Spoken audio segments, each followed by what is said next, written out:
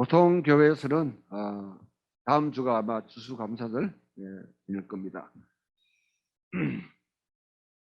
어쩌면 여러분들 1년 동안 진행해 왔던 이 지금 예전적 예배가 다음 주에 이제 한 바퀴를 돕니다. 1년 동안 여러분들이 그렇게 배우셨는데 제대로 맛보려면 세 바퀴를 돌아야 됩니다. 성경 전체가 이제 A, B, C 이래서 나누어서 그 말씀을 가지고 읽는데 그건 제가 나눈 게 아니고 이미 지금부터 한 50년 전에 세계 전체 교회 대표들이 다 모여서 어떻게 하면 우리가 성경을 예배에 이제 읽어야 될까? 그 그리스도의 생애를 따라서 예수님께서 이제 성탄절날 태어나셨잖아요. 태어나기 전에 4주간 이제 강림절 이렇게 해서 대강절로 그때부터 시작하는 데가 바로 11월 네 번째 주일입니다. 마지막 주. 그때부터 그리스도인은 우리의 리듬이 그때부터 시작돼요. 보통 세상 사람들은 우리 삶의 리듬이 대개 다 칼렌더가 어디에 맞춰져 있습니까?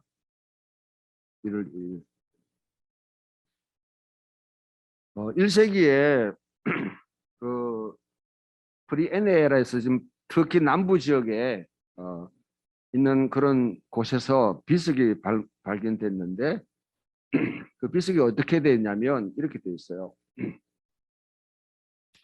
가이사 아우구스투스가 낳는 것이 가이사 아우구스투스 로마 제국을 처음 이제 세웠던 분이죠. 그 날이 너무너무 그 인류에게 번영을 가져다 주고 그 다음에 질서와 정말 풍요를 가져왔기 때문에 그 날이 바로 복음이고 가이사가 태어난 것이 복음이고 그 날을 기점으로 모든 칼렌더를 달력을 이제 첫날로 맞춰야 된다. 그렇게 선언한 비문이 발견되었습니다. 그 말은 복음이 이 땅에 왔다. 그리고 구세주가 태어난 날이 바로 전체 우리 삶의 출발점이 된다. 우리 리듬에. 그래서 모든 계절이나 모든 이제 행사라든지 다른 모든 것을 그에 맞춰서 조정해야 된다. 그렇게 드러난 비문이 있습니다. 그 시대에 가이사 아구스투스가 태어난 그 시대에 예수님께서 이 땅에 태어나셨고요. 예수님은 진짜 복음인 것이죠. 예수님은 진짜 구세주인 것이죠. 예수님은 진짜 이 땅에 복음을 우리에게 주셨기 때문에 우리 그리스도인들도 예수님의 탄생에 맞추어서 우리의 삶의 리듬을 이제 함께 그래서 그게 이 세상이 말하는 여러분 이 칼렌더 달력은 어쩌면 굉장히 소비주의를 조성하고 세상에 그런 가치를 우리에게 계속 주입시키고 우리 몸의 리듬을 그게 맞추게 만들어요. 그것에 저항하면서 그것에 거슬리면서 살아가는 삶이 바로 이 예전적 예배의 리듬입니다. 그리스도인은 우리가 그리스도의 리듬에 따라 가지고 삶의 리듬에 따라서 우리 자신을 조율할 필요가 있는 것입니다. 그래서 다음 주가 이제 마지막 한 바퀴 뺑 도는데 여러분들이 얼만큼 또 한 해 동안 이렇게 이런 예전적 예배에 익숙하고 또 들었는지 모르겠지만은 저는 이 예전적 예배가 이제 저도 목회를 하고 쭉 배워가면서 고민을 많이 하던 고민 중에서 이것이다 이렇게 하고 이제 준비하고 시행을 했는데 여러분에게 얼만큼 이해가 되고 또 여러분들이 함께 따라오는지도 모르겠습니다. 사실 우리가 이 코로나가 아니면 서로 좀 이렇게 피드백, 서로의 이제 의견도 듣고 나눌 수 있는 시간이 있으면 참 좋았는데 그런 게 없으니까 여러분 의중을 잘 모르겠습니다만은, 그렇다고 이렇게 예배 드린다고 해가지고 이 예배 자체가 은혜의 자판기는 아닙니다. 이렇게 와서 예배를 뚝 드리고 가면 무조건 은혜 받는다, 하나님의 사람이 된다, 그건 아니에요. 그건 기계적인 생각이죠. 한 꼭지마다 다 의미가 있는 건데, 그런 것들도 한 1년 정도 이제 진행해 왔으니까 그게 어떤 의미인가 하는 것을 또 배울 수 있는 그런 기회가 있을 줄 생각합니다. 오늘은 말씀이 6가지 정도가, 저는 이제 우리 읽은 건 4가지 정도인데 6가지 정도를 함께 생각해 보려고 합니다. 자, 여러분, 첫 번째 장면에 나오는 이 그 이야기가 룻의 이야기입니다. 룻. 성경에 룻기라는 게 있죠. 룻기. 지난주에도 이제 첫 장을 읽었는데 룻기가 왜 있는가 한번 생각을 여러분 해보면 제 생각에는 다분히 의도적인 것 같아요. 하나님께서 이 말씀을 꼭 그렇게 하시기를 원했다. 여기 있는 분들과 여기 있는 분들이 이렇게 중앙에 조금 거리를 두고 나눠져 있는데, 건널 수 없는 큰 여러분 다리, 이렇게 이 강이 놓여 있다 그러면 중간에 다리를 놓아야 되잖아요. 그래서 서로 왔다 갔다 할 수 있죠.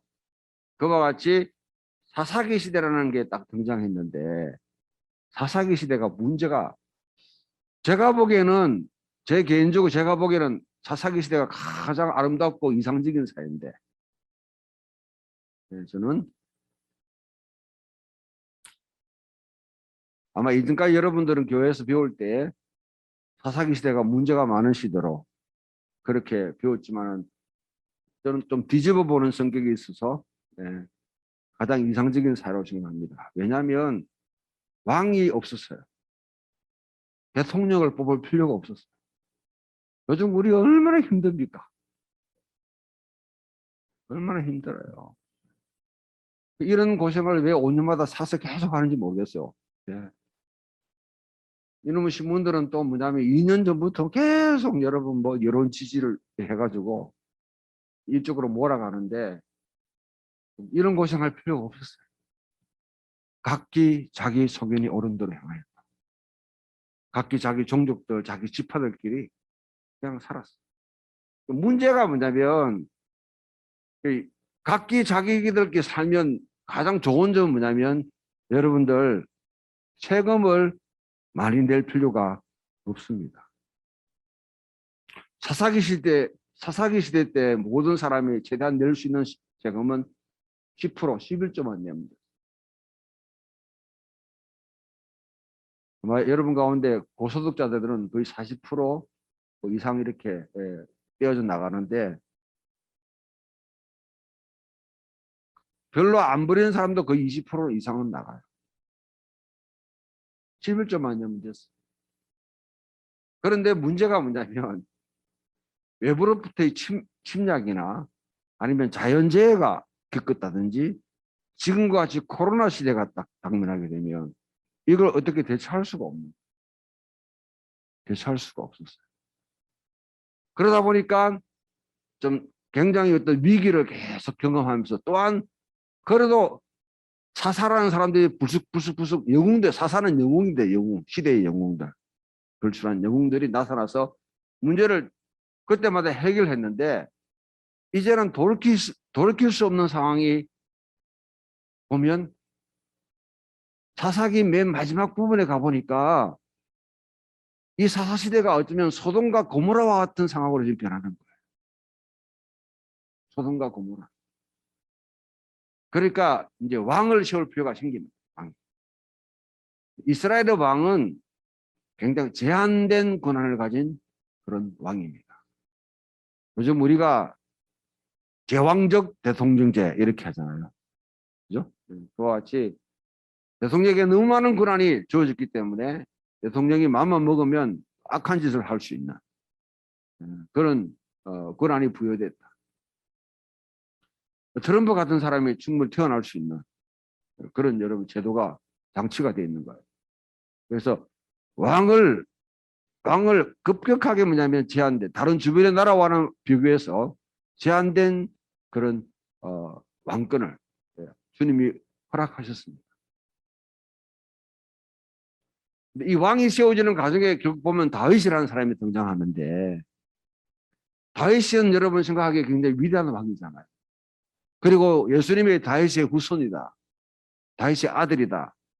그다음에 어쩌면 우리 메시아를 기대하는 데 있어서 다윗이라는 거기서부터 쭉 아브라함과 다윗으로 이어지는 이 이제 그 통로를 통해서 메시아가 탄생하게 되는데 다윗이라는 사람이 어떻게 등장했는가? 다윗이 어떻게 왕이 됐는가? 여기에 대한 호기심이 많을 거 아니에요. 그래서 거기에 다윗이 탄생하게 된 계기가 보니까 어떤 사람이 집안이 폭삭망했다. 이거를 견디지 못하고 외국에 나가서 뭔가 좀 새롭게 해보려고 했는데 거기서 완전히 집안이 쫄딱 망했거든. 남은 거는 가부들 3명만 남았어. 그러니까 너무너무 힘드니까 돌아가야 되겠다 생각하고 그 집안이 돌아오는데 아무것도 없어. 아무것도. 그냥 여러분 빌어먹어야 살아야 돼. 그런 남이 주소한 데 가가지고 그걸 이제 받아가. 근데 어느 날 보니까 누구 한 명만 손을 잡아주면 우리가 이 어려운 처지를 벗어날 수 있을 텐데. 그가 손을 내밀어 주면 좀 유력한 사람, 그래도 좀 이렇게 사는 사람이 이렇게 손을 내밀어서 잡아주면 이렇게 어려운 삶을 살지 않아도 정상적으로 삶을 살 수 있는데 하고 기대를 했는데 보니까 보아스라는 사람이 있는 거예요. 보아스라는 사람이. 그래서 오늘 보면 나오미가 자기 이제 이 며느리 이 룻에게 조금은 뭐냐면 19금 형태의 제안을 합니다. 사장마당이 쫙 펼쳐졌는데 그날 이제 마지막 날이니까 뭐 축제도 하고 뭐 이렇게 할 거 아니에요, 그죠? 그러면 거기에 기회를 잡아가지고 네가 좀 들어가라. 그 세부적인 이야기는 여러분들 자세히 못하겠습니다. 강단에서 읽어보시고 상상하시고요. 그래서 둘이가 결혼하게 돼버렸어요. 그리고 아들을 낳았는데 그 아들이 오벳이라는 사람. 오벳, 이세, 그 다음에 놓은 사람이 다윗이. 그럼 여기에 나오미가 어떤 사람이냐 하면 이 보아스가 어떤 사람이냐면 바로 고엘이라는, 따라해 보시죠. 고엘. 이게 뭐냐면 기업을 물르는 자, 기업을 물러주는 자. 이게 뭐냐면요. 레위기 25장에 이런 희년법 제도가 있습니다. 어떤 사람이 자기가 힘들어가지고 땅을 다 팔아버렸다. 응? 또 어떤 경우에는 빚을 졌다. 또 어떤 경우는 너무 힘드니까 자기 자녀를 갖다가 이렇게 노예로 한다든지 아니면 나머지 배가 종살이해야 되는 그런 상황이 생겼다. 50년이 되면 이제 50년에 나팔을 불미 휘년이 되면 돌아오는데 원래는 다 원상복귀 리셋 해가지고 돌아오게 되는데 휘년이 되지 않는다 할지라. 휘년이 되지 않는다 할지라. 가령 여러분 40년 남았다. 40년 동안은 그 생활을 해야 돼요. 근데 그 상황을 누가 구제해 줄 수 있는 사람이 바로 기업 물르는 자, 고일이라는 사람. 좀 유력한 사람이 자기 친척 가운데, 가장 가까운 친척 가운데 유력한 사람이 아이고 힘들지? 내가 힘 좀 쓸게. 그래서 자기의 재물을 가지고 대신 빚을 갚아준다든지, 노예로 잡혀간 사람은 대신 값을 치러준다. 땅을 갖다가 대신 사준다든지 하게 되면 희년을 기다리지 않아도 일찍이 자기 땅을 가질 수 있는 거예요. 할렐루야. 할렐루야.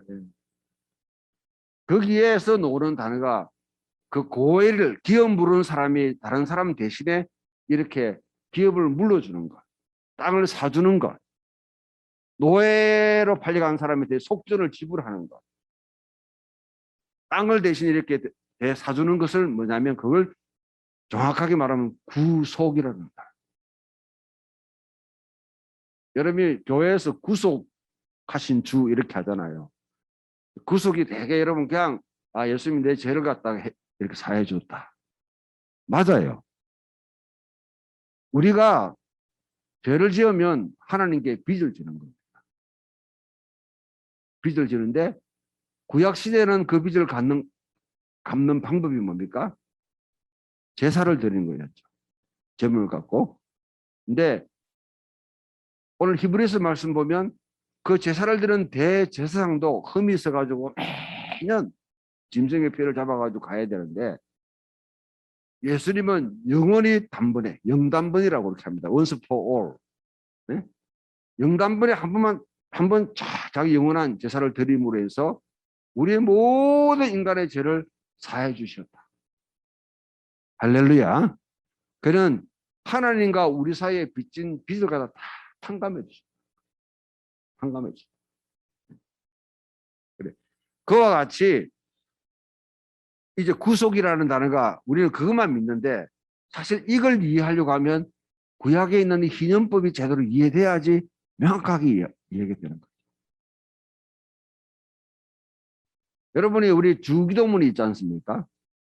주기도문이 마태판이 있고 누가판 두 판이 있어요.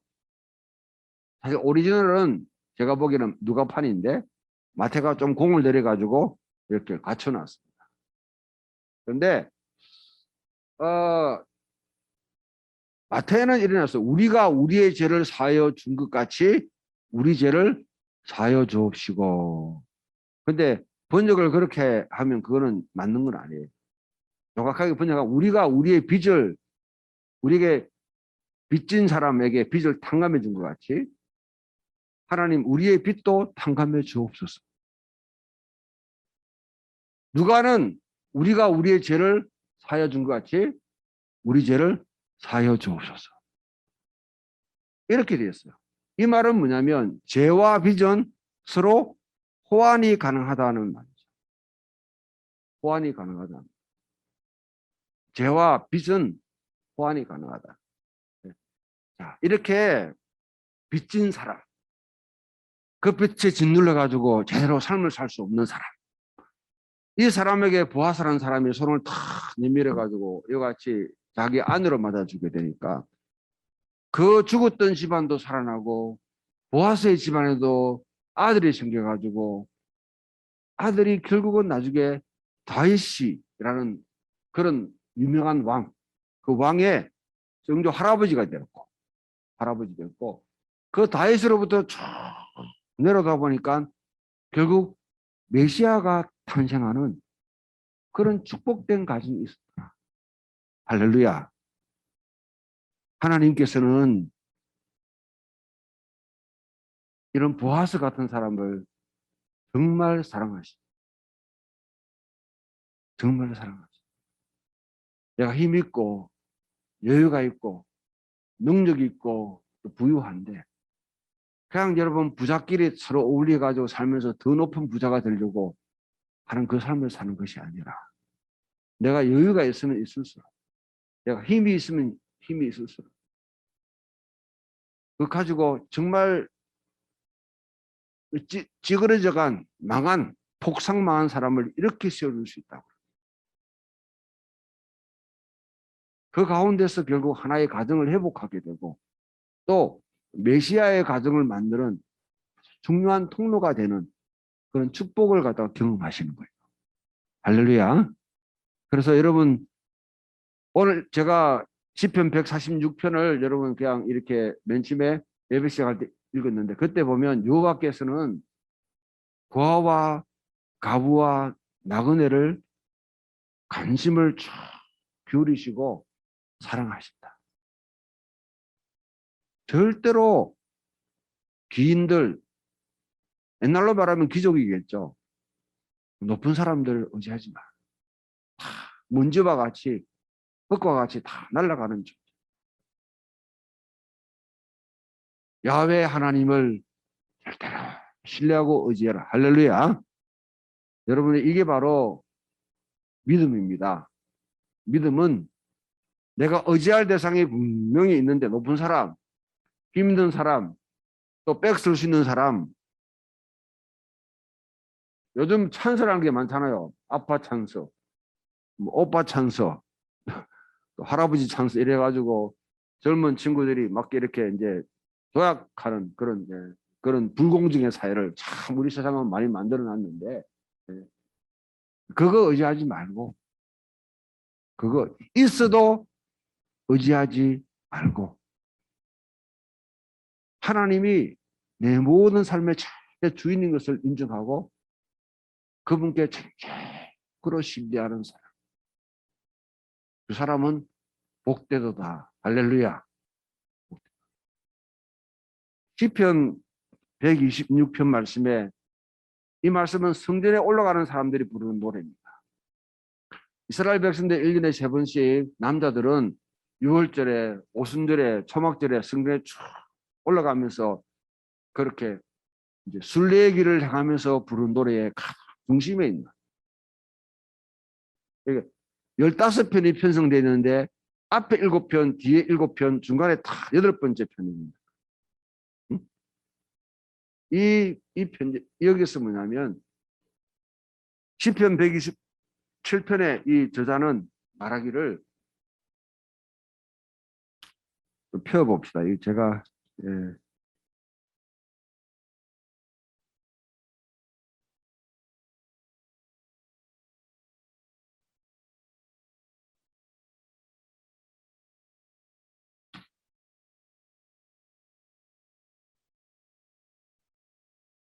예.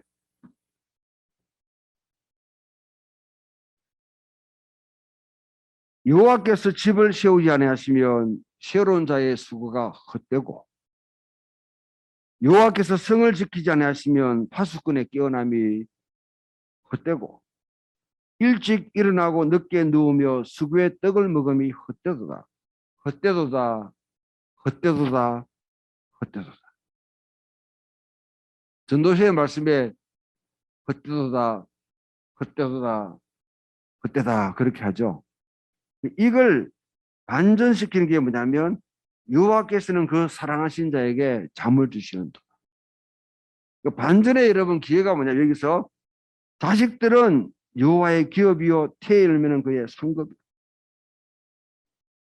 자녀가 하나님께서 그 가정의 자녀 대를 쭉 이어가면서 이와 같이 헛된 것, 헛된 것, 헛된 것. 그렇다고 여러분 성도 세우지 말고 집도 세우지 말고 지키지도 말고 노력도 하지 말라, 그 말이 아니에요. 집을 세우고 지키고 내가 열심히 일을 해야 됩니다. 할렐루야. 여러분 절대로 불로소득을 조금이라도 내가 누리려고 하는 생각 결코 하지 마. 하나님이 가장 싫어. 내 손이 수고한 대로 먹을지라. 눈물로 씨를 뿌린 자는 기쁨으로 단을 거두리라. 그 기쁨이 진짜 기쁨이에요. 자기가 뿌린 씨앗의 열매를 자기가 누린다는 것은 얼마나 축복이지. 근데 집도 세우고 지키고 열심히 일해야 되지만은, 그러나 거기에 그것만으로 여호와께서 함께 하셔야 돼. 내 모든 삶의 여정에, 내 모든 일거수일투족 하루에 하나님이 나와 함께 하지 않으면 이거 헛거다 하는 생각이 반드시 여러분 속에 밑에 깔려 있어요. 혹이나 여러분이 살아가면서, 우리가 살아가면서 이거 내가 머리가 좋아서 그렇다, 내가 열심히 해서 그렇다, 내가 촉이 빨라가지고 투자를 잘해서 그렇다, 그런 생각, 내 노력의 결과 내 어떤 지혜의 결과로 뭔가 이루었다고 생각하는 순간에 여러분 하나님을 잃어버렸어요. 만몬과 하나님 사이에 순식간에 순서가 바뀌어버려요. 순서가 바뀌는 순간에 하나님은 잘못하면 하나님이 첫 자리에 안 오면 하나님이 만몬을 섬기는 도구가 됩니다. 만몬을 거기에 그 축복 서는 가정은 자기 혼자 콕 세워놓고 여러분 이 집안을 다 세워놨는데 후계자가 없으면 얼마나 어떻게 후계자가 없으면 아무리 열심히 해도 헛거잖아요. 본인이 집을 쭉 열심히 했는데 자녀가 없으면 그 뒤에 물려받을 자녀가 없으면 그 집안이 배가 끊기잖아요. 그죠? 그래서 하나님은 룻을 통해서 보아스의 가정에 한 자녀를 주었습니다. 그 자녀가 아브라함의 하나님, 이삭의 하나님, 야곱의 하나님, 이어서 모세의 하나님, 다윗의 하나님, 예수 그리스도의 하나님으로 쭉 이어지다. 약속의 축복이 쭉 흘러가기를 하나님은 원하십니다. 여러분 한 가정이 그냥 짤막하게 있는 또랑이 되는 것이 아니라 또랑 알죠? 또랑. 이 앞에 신천도 있잖아요. 신천도로 거치는 것이 아니라 하나님은 여러분들이 적어도 금호강처럼 아니면 낙동강처럼 큰 물결이 되기를 원합니다. 큰 강이 되기를 원해요. 할렐루야. 그렇다면 하나님이 내게 주신 축복을 내가 부대에 물려줄 수, 물려내는 물려줄 수 있는 그 길 속에 보게 되면 반드시 제가 금호강을 쭉 보는데 금호강이 출발이 보면 저기 어디입니까?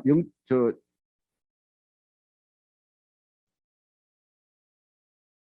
산이 있잖아. 큰 산. 저기 이제 큰일 났다 이거. 803 말고 청송 주황산에서부터 줄기가 나가지고 쭉 흘러와서 영천까지 거쳐가야 쭉 흘러오는 거예요. 얼마나 맑은 물입니까? 대구 들어오면 똥물, 시래기물 다 흡수해 보면. 근데 그 물들을 그냥 더럽다고 니 안 돼 이렇게 하는 게 받아들인 거예요.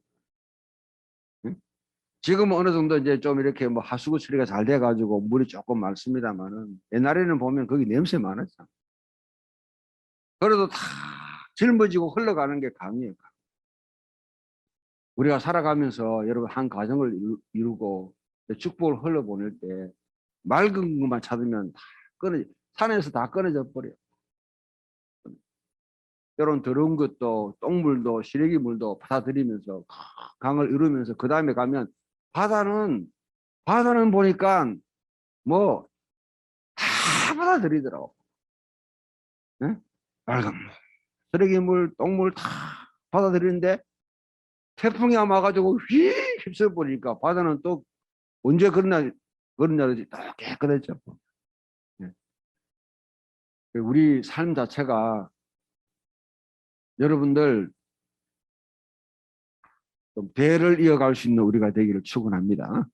그리고 이게 육신적인 여러분 대도 있지만은 우리는 그리스도 안에 한 가정이라 하는 것은요. 우리는 그냥 내가 정시, 이시, 김시 이래가지고 그런 소위 훈련적인 가정으로 우리가 참 중요하게 여기는데 이 그리스도 안에서 여러분들이 세례를 받았다. 세례를 받았다. 세례 안 받은 사람 한번 손 들어봐요. 아직 난 세례 안 받았다 하는 사람. 형님이 받았나? 세례 다 받았네. 언제 다 받았나? 세례라는 것은 뭐냐면 여러분들 이거요. 세례는 여러분들이 모든 가치와 관계를 재정의하는 시간입니다. 이전 것은 지나갔으니 보라 새 것이 되었다. 그러면 여기에 있는 우리들이 한 가족이라는 한 가족, 한 집안이에요. 그 집안의 어른이 목사가 아니고 목사가 아닙니다. 예. 그때는 또 아멘 크게 한다. 또. 예. 목사가 아니에요, 여러분. 목사가 아니고 하나님 아버지. 그 예수 그리스도가 본래 하나님의 독생자이신데 예수 그리스도를 두고 다 이방이 다 되는 이방이 다 되는. 예? 그래서 우리는 하나님의 가족 속에 이제 우리끼리 또 이렇게 모이는 하나의 가족인데 가족이 뭡니까? 가족이 뭐요?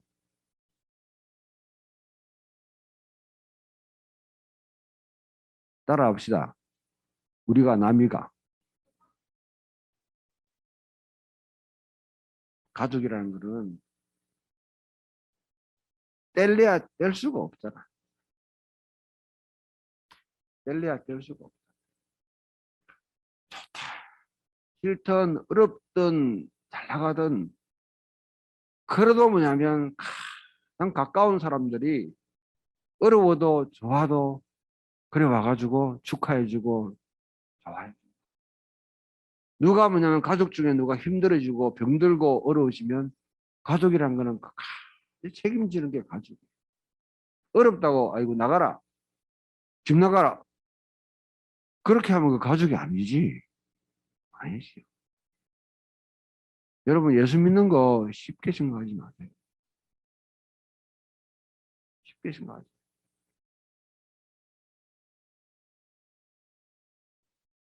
이 자리에 함께 모인 우리가 이 땅에 하나님 나라를 세워갈 때 여러분 뭐부터 정리해야 되냐면 내 가족이 누구인가.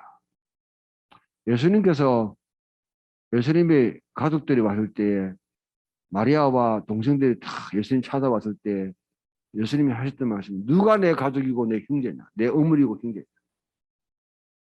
그게 잘 이해가 잘 안 되는데요. 안 됐는데 이렇게 생각하니까 예수님은 이 땅에 하나님의 새로운 가족을 세우러 오신 거예요. 그래서 믿음의 씨앗을 뿌릴 수 있는 저와 여러분 되기를 바랍니다. 내 신앙이 그 다음 세대로 흘러가야 될 것 같아요. 바울은 보면 디모데 후서 2장 1절에 디모데에게 이렇게 내가 네게 편지 쓰는데 디모데야 네가 신실한 사람들을 갖다가 지금 양육해라.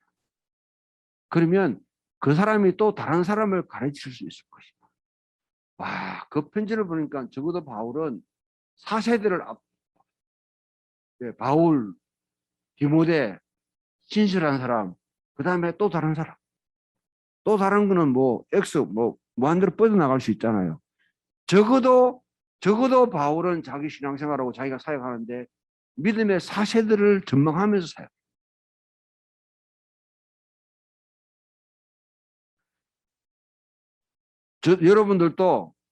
여러분들도 믿음의 가족을 세워 나갈 수 있는 저와 여러분들을 축하합니다.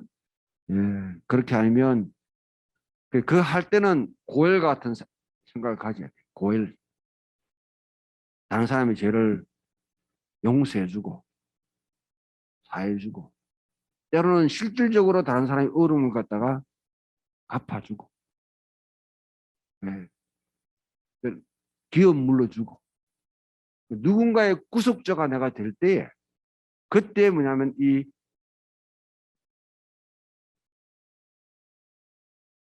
신앙의 흐름이 쭉 이어져 가는 거죠. 그냥 당대에 달랑 믿고 떨어지면 물론 그것도 의미가 있습니다만은 아브라함의 하나님, 이삭의 하나님, 야곱의 하나님. 제 가정으로 말하면 우리 정용성의 하나님, 정지훈의 하나님, 그 다음에 또 흘러내려가야 돼요. 아직 결혼을 안 해서 문제가 있습니다.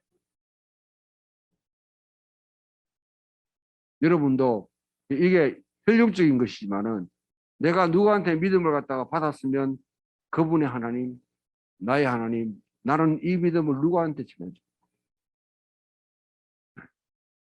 신실하게 전해줄 수 있는 저와 여러분 되기를 축원합니다.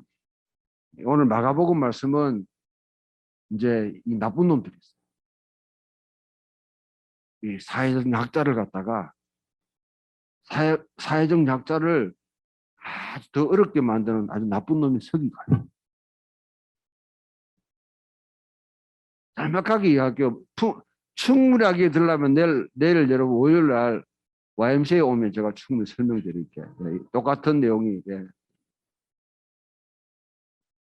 어느 가부가 재산을 많이 물려받아가지고 남편이 떠났고 이제 자식만 붙들고 있는데 가부가 있는데 서기관이 뭐냐면 법 전문가야.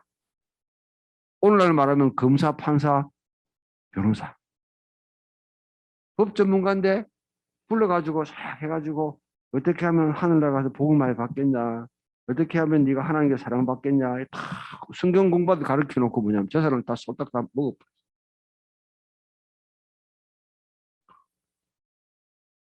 가보는 뭐냐면 지금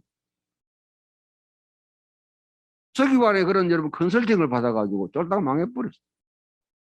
성전에 가가지고 거기서 이제 옛날 그런 사람 성전에 가서 살거든. 성전에 쭉 사는데 그래도 하나님을 믿고 경외한다고 쭉 경외하는데 그날 또 뭐냐면 은혜를 받았으니까 두 랩돈이라는 게 뭐냐면 가부가 하루치 먹을 수 있는 양식값이에요. 그게 어디서 나오냐면 성전에서 구제금으로 나와요. 성전에 구제금 받아가 그걸 갖다가 헌금통에 탁 잡았네. 마침 그날 예수님이 헌금통 앞에 대하여 마주대하 가만히 보는데, 그 당시에 여러분 헌금통은 저기 우리 헌금통은 저 보면 뭐 그냥 넣잖아요. 거기에 헌금통은 또 나팔처럼 이렇게 해가지고 봉지에 쭈르륵 굴러 들어가게 돼 있어. 그럼 이거 대충 아는 사람은 금절인지 은절인지 동지 다 알게 돼요. 예. 그게 가부는 두 랩도 넣었다. 자기 전 생활비 전부를 다 넣었다. 근데 부자는 그들은 피고 와가지고 제가요 대학부 시절에 이제 앞에 있는 교회에서 제가 자랐던 교회에서 예배드리 저녁에 이제 헌금을 하는 시간인데 어떤 분이 뭐냐면 헌금 시간 되니까 주문에 돈을 이만큼 되더라고. 깜짝 와, 저거 다 넣는갑다 싶어가지고 막 이제 앞에부터 배추파리부터 쫙 이렇게 축이고 들어가더니 맨 내 1,000원짜리 한 개 딱 해가지고 탁 넣더라고. 우리가 에이씨 뭐 네.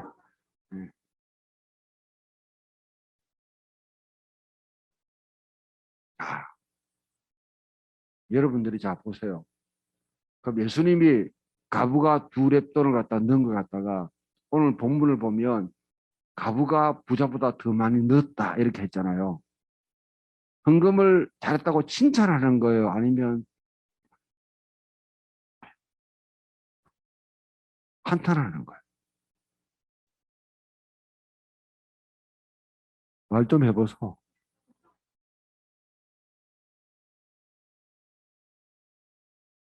이때까지 교회에서 이것 가지고 헌금 많이 해라고 많이 우려묻는데 그렇게 하지 말라 했는데 그렇게 하더라고. 지난.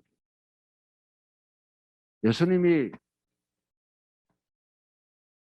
13장에 곧 그 뒷문에 가보면 이 성전은 돌 하나 남지고 다 망해버리려는 것입니다.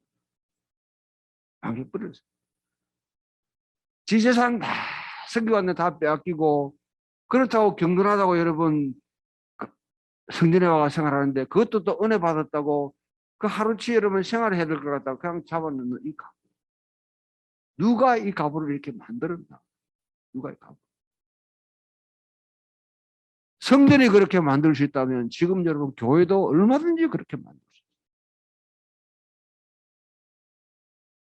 있어요. 교회는 하나님의 이름으로 나쁜 짓 하는 사람들이 많이 있어요. 교계에.